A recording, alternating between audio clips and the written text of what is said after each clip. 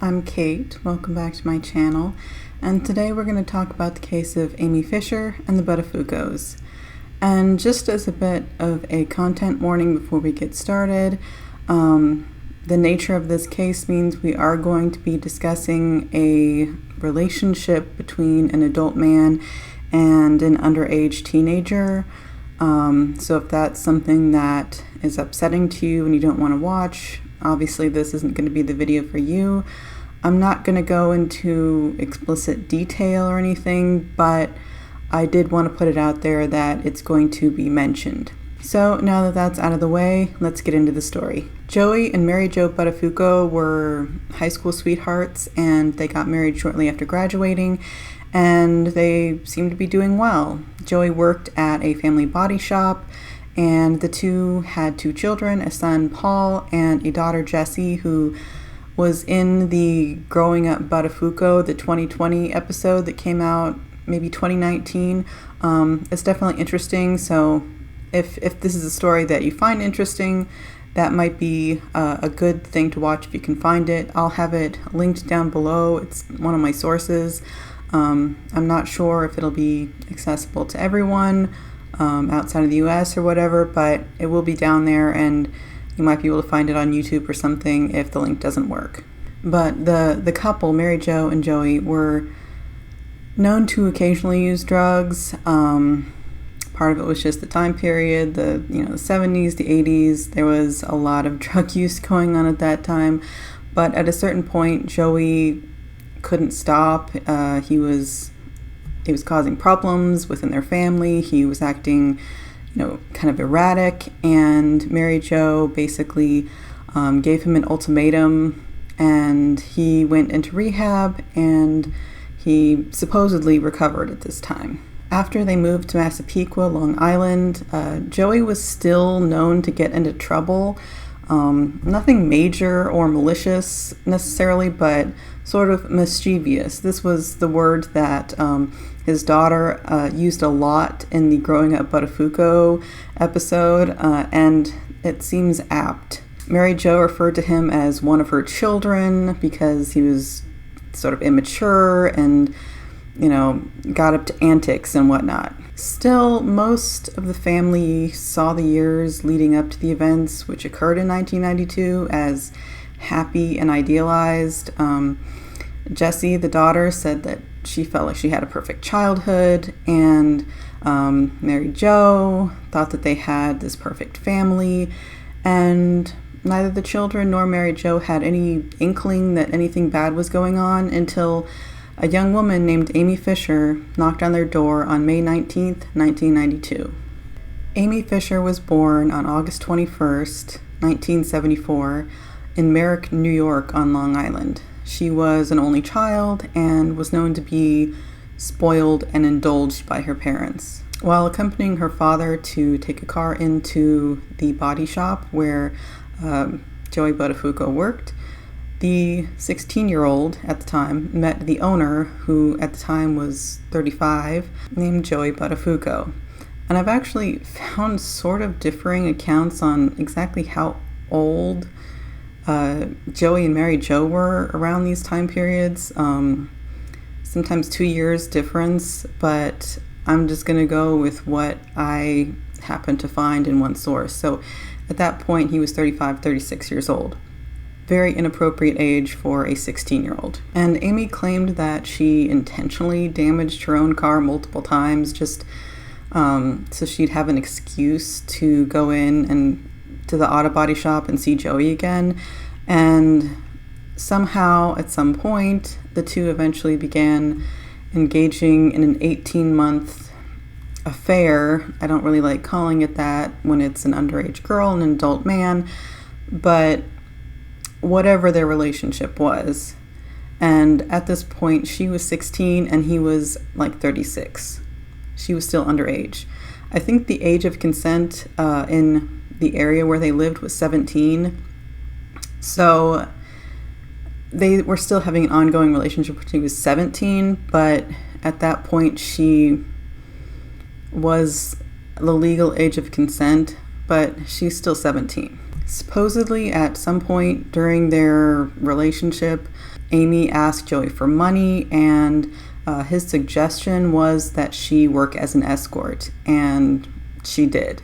Joey, of course, claims that he didn't have any knowledge of this, that it was her thing. Both of them are not really the most reliable witnesses, the most reliable testimony here. So it's really up for interpretation, I guess. You can make your own choice about whether you believe him or her. But aside from the fact that Fisher was still an underage teenager, they had an additional problem. Joey was married. Fisher supposedly asked him to leave his wife for her, but he refused. And Fisher became increasingly jealous of Mary Jo and apparently eventually decided to do something about it. Fisher got a .25 caliber handgun with the help of another man, a 21-year-old man named Peter Guagenti, who then also acted as her driver to go over to the Buttafuocos' house on the mid-morning of May 19th, 1992. Mary Jo had been back behind the house.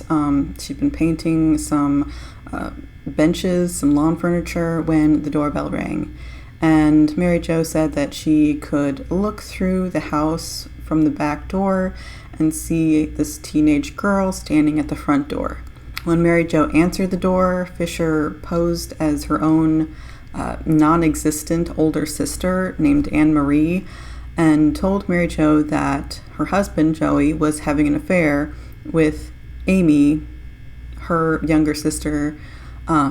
And as proof, she showed this shirt, this t-shirt, promotional t-shirt from the Buttafuocos body shop. And I don't know why this was necessarily considered to be major proof at the time.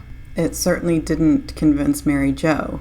Mary Jo was pretty skeptical and didn't really react with the emotion that Amy clearly expected, which made Amy angry. Mary Jo started poking holes in Amy's cover story because Amy had said that she lived in the area and apparently pointed in a direction that wasn't the area she was talking about. And they talked for a few minutes. Some sources say like up to 15, but that seems a little excessive. But ultimately, Mary Jo kind of said, "I don't know what you want me to do about this. Thanks for coming by." And then she turned to go back into the house. In that moment, when her back was turned, Fisher took out the gun that she'd gotten earlier and shot Mary Jo in the back of the head. Fisher later said that Mary Jo then fell back onto her. Fisher got out from under her and ran off before coming back to retrieve the gun and the t-shirt, the promotional t-shirt that she had left next to Mary's body, and then took off with Guagenti. Neighbors heard the shot and quickly called 911. Mary Jo was rushed to the hospital by helicopter, where she was operated on all night. She survived, although doctors were not able to actually remove the bullet from her head. She was also left deaf in one ear, and her face was partially paralyzed. When police interviewed Joey, he admitted that Fisher could have been the attacker, and Mary Jo identified Fisher from a photo after she regained consciousness the next day. Joey said that the t-shirt that she'd had was the first of a new design and that he'd only given one out to the father of Amy, and that's how he knew. The cops had Joey call Amy, saying like, "Oh, something happened. My wife has been shot. Can you meet up? We need to talk." And lured Amy out into public so they could arrest her. They pulled her over in her car. And they brought her in for questioning and questioned her for hours before even telling her parents that she'd been brought in. Fisher was arrested and charged with attempted murder. She claimed that there'd been like a fight over the gun between her and Mary Jo, and the gun had accidentally gone off. She also claimed at one point that she had just meant to pistol whip Mary Jo and that the gun had accidentally gone off that way. But eventually she accepted a plea bargain. This is later on in the story a little bit, but I'm just going to go ahead and tell you. She pled guilty to first-degree assault. Guagenti was also arrested and was eventually sentenced to 6 months. So, a nice lady from a nice family shot by a teenage girl, you know that was going to blow up. Papers dubbed Amy the Long Island Lolita, and this name was everywhere. The story instantly gained national attention, and Fisher's family was quickly offered a lot of money for the rights to her story, which they used to post her record-breaking $2 million bail. Mary Jo also made a TV movie deal to help pay for her medical expenses. The story of Fisher and the Buttafuocos was pretty much guaranteed from the beginning to end up as a TV movie, and it definitely did. Multiple movies have been made, some with more liberties taken with others. One was made starring Drew Barrymore, another with Alyssa Milano. They were very biased, usually one way or the other, and often portrayed Fisher in particular as just being this salacious figure that is not necessarily accurate to facts. Some of the movies had Joey being this strong figure that was totally taken advantage of by this, again, 16-year-old girl. But they're definitely entertaining. If you guys want to check them out, they're kind of hard to find, but some of them are up on YouTube. Not the best quality, but I don't know, I'd recommend checking them out if you're interested. But a lot of people were quick to paint Fisher as the heartless villain of the story, telling stories about her, showing off explicit photos or videos, calling her a prostitute, basically portraying her as this uncontrollable seductress. Someone wanted to say hi. Hi. It came out that she'd actually tried to get a couple of guys to kill Mary for her, including once about 7 months before Amy tried to do it herself. There was also one point where one of these guys actually did shoot into the house. It went through a window and could have killed Mary Jo, except she had just left the room to go to the bathroom. She'd also gotten a male friend to essentially stalk Mary Jo so that they would know her routine and when she'd be alone. And this obviously showed that the shooting had been planned for a long time and that it hadn't been, an accidental spur-of-the-moment incident. Then Amy did an interview in which she said that Joey had told her to kill Mary Jo.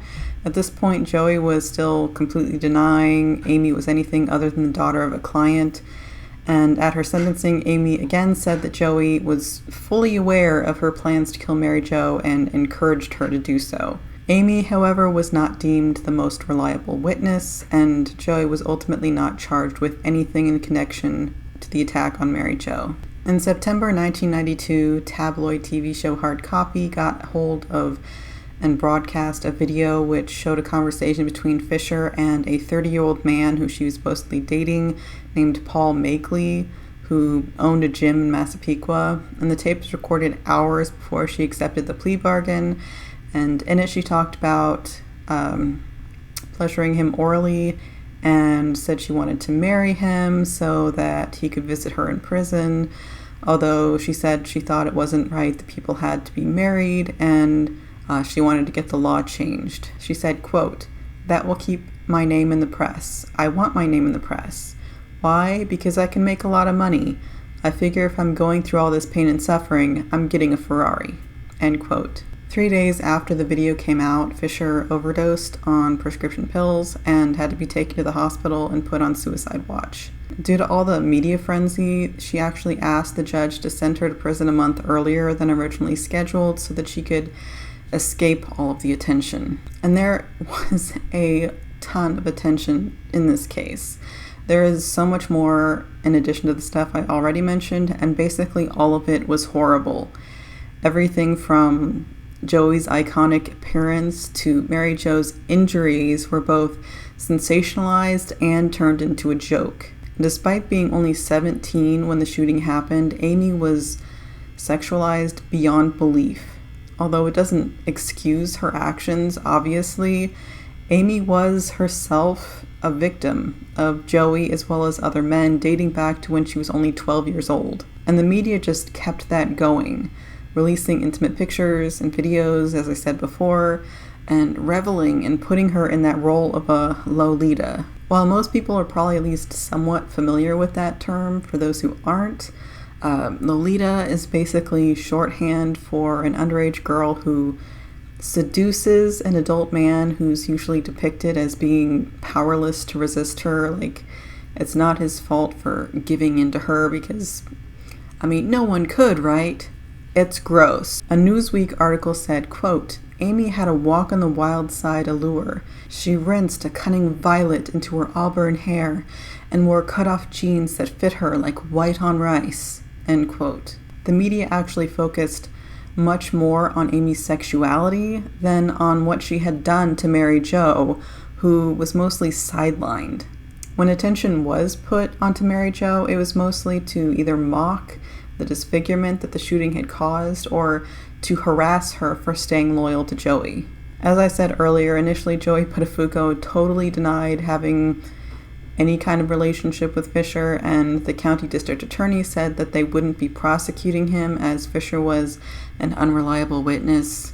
I'd argue that Joey was as well, and pretty much no one but Mary Jo believed him. He even called into the Howard Stern show to claim he was faithful to his wife and that the entire affair had been made up by Fisher. Mary Jo said that he swore to her many times, including on their children's lives, that he hadn't had any kind of relationship with Amy. And he went on a Clear Joey's Name tour on talk shows and media junkets after the DA said that they weren't going to prosecute him.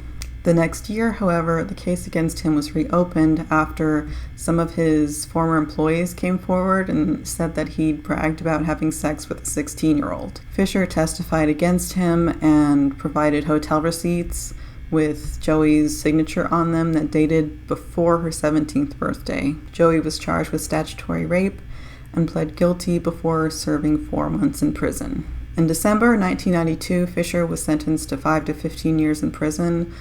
She seemed kind of surprised at the sentencing, I think because she took a plea deal. She thought that it would be lower, but I think that the sentences between what she was originally charged with and what she ended up pleading to were about the same. She ended up serving 7 years and was paroled in May of 1999 after a judge determining that her lawyer hadn't appropriately represented her back in 1992, lowered her maximum sentence to 10 years, which made her immediately eligible for parole. This judgment was actually brought about after Mary Jo testified at a resentencing hearing in April of 1999, asking the court to show mercy to Fisher, whom she said had shown true remorse and sorrow for what she did. In a public statement, Mary Jo said, quote, "She needed to be punished. She tried to kill me. But Amy Fisher is not a Lolita. This is a sick girl. This is not a seductress," end quote. Mary Jo stayed loyal to Joey for years, sort of blaming everyone else for her husband's actions, even when he was arrested in 1995 for solicitation. She essentially went through torture for years, dealing with the residual issues caused by the shooting, the intense media pressure, the continued lies from Joey, the damage to their business and finances, and the family eventually had to move to escape some of the pressure. She went through a deep depression and had drug issues. When she sought help, she realized all of the underlying anger issues she had with Amy, which were really with Joey, were controlling her, and she was able to work on moving past it. In 2003, she eventually filed for divorce. So what has everyone been up to since then? After she was released, Fisher became a columnist for the Long Island Press, where she was described as a natural writer. She also wrote a book about her life in 2004. Fisher got married in 2003 and had 3 children before divorcing her husband. In 2006, Fisher and Mary Jo were involved in interview sessions for Entertainment Tonight and The Insider. The same year, Fisher and Joey reunited for the coin toss at the Lingerie Bowl, aka the Legends Cup, in which women dressed in only underwear, helmets, and football pads played tackle football. In 2011, Fisher was a cast member on the series Celebrity Rehab with Dr. Drew. After her husband allegedly sold one of their intimate videotapes to Red Light District Video, you can probably guess what type of videos they produce, Fisher tried with limited success to get them not to release it. And eventually she settled with Red Light and agreed to do a promotional appearance for them. At another appearance for the video on the Howard Stern show, Fisher left only a few minutes into the interview after the first caller to the show was Jessie, the daughter of Mary Jo and Joey. Fisher continued to make some other adult films and started doing strip shows. As of this year, she is working as a webcam model. Mary Jo had plastic surgery on her face in 2006 to try and fix some of the balance in her face due to the partial paralyzing caused by the shot to her head. The surgery allowed her to smile again. She also had surgery on her ear canal to help with the deafness caused by the shot, and physical therapy to strengthen her facial muscles. In 2012, Mary Jo remarried, but her husband Stu unfortunately died in 2018.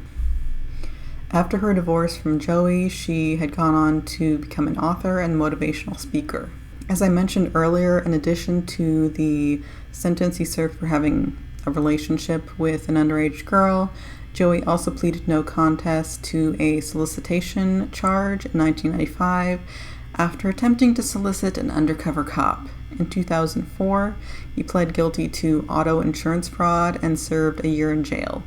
He had been taking out insurance claims on cars which weren't damaged. In 2005, he was charged with possession of ammunition, which, as a convicted felon, he was not allowed to have. He served some more time before being released in April of 2007. In 2002, Joey appeared on the Fox show Celebrity Boxing. He was originally going to fight John Wayne Bobbitt, another class act, but Bobbitt had to drop out after being arrested on domestic abuse charges. Joey married again in 2005, and they're apparently still together, although his wife did file and then withdraw a petition for divorce in 2007. Joey is supposedly trying to turn himself around. I feel like we've heard that before, but trying to get help for his addictions. He said in the 2020 episode that he's trying to get a movie about his childhood made. To me, and it seems like everyone else, including his family, it just seems like he's constantly looking out for his next scheme. So that's today's episode. I hope you guys liked it. If you did, like and subscribe and all that. And I will see you guys next week. Bye.